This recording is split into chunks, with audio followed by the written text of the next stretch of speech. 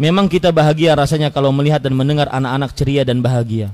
Tapi kalau suara ceria tersebut terjadi dalam masjid akan mengganggu kekhusyuan kita dalam sholat dan menuntut ilmu.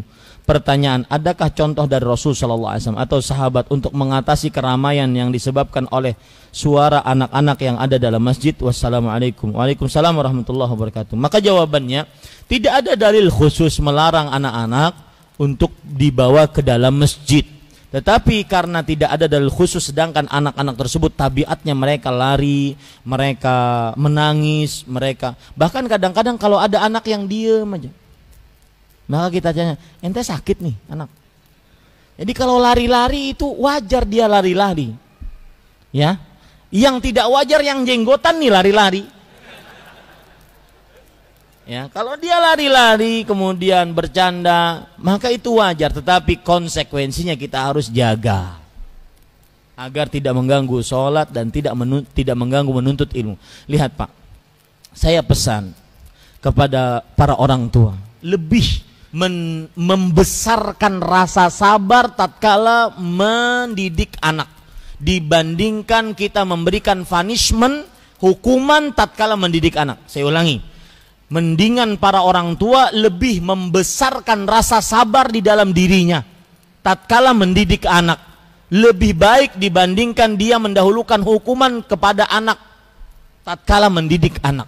Contoh Rasul, jangankan dalam keadaan biasa, tatkala beliau dalam keadaan sholat mengimami sahabat, seluruh sahabat Nabi beliau imami, beliau sholat. Sholatnya waktu itu sujudnya lama sekali, sampai seorang sahabat saking lamanya dia bangun. Ngapain Rasulullah SAW nih? Ketika dia melihat, oh ada sesuatu di atas punggung Rasulullah, akhirnya dia tunduk kembali. Setelah selesai sholat, orang-orang yang tidak ngangkat kepala tadi bertanya kepada Rasulullah SAW, ya Rasulullah, atol tafis sujud. Wahai Rasulullah, engkau sujudnya lama sekali, ada apa? Karena waktu itu zaman wahyu Pak. Mungkin ada memang tata cara sholat diperpanjang sujudnya atau bagaimana. Maka para sahabat sering bertanya, karena sering terjadi pensyariatan yang baru, sering terjadi seperti itu. Maka Rasulullah SAW mengatakan, tidak ada apa-apa. Tetapi lakinna bni hadza, tetapi anakku ini, menunjuk kepada Hasan, Al-Hasan bin Ali bin Abi Thalib, cucu beliau. Tetapi anakku ini qadir tahalani, menjadikan aku sebagai kudanya. Wa karihtu an uqifahu hatta yaqdiya hajatahu minni, dan aku benci untuk menyelesaikan tunggangannya sampai dia selesai menunggangiku. Lagi sholat Pak, mengimami orang Pak. Maka besarkan rasa sabar ketika mendidik anak lebih baik dibandingkan memberikan punishment tatkala anak salah. Lihat Rasul sallallahu alaihi wasallam tatkala menyuruh Anas bin Malik. Anas bin Malik tatkala masih Rasulullah SAW masih hidup, umurnya dari 8 sampai 10 tahun. Otomatis anak-anak seperti itu sangat gemar bermain-main. Ketika disuruh oleh Rasulullah SAW pergi ke sebuah tempat untuk sebuah keperluan, dia melihat kawan-kawannya main, dia singgah di situ.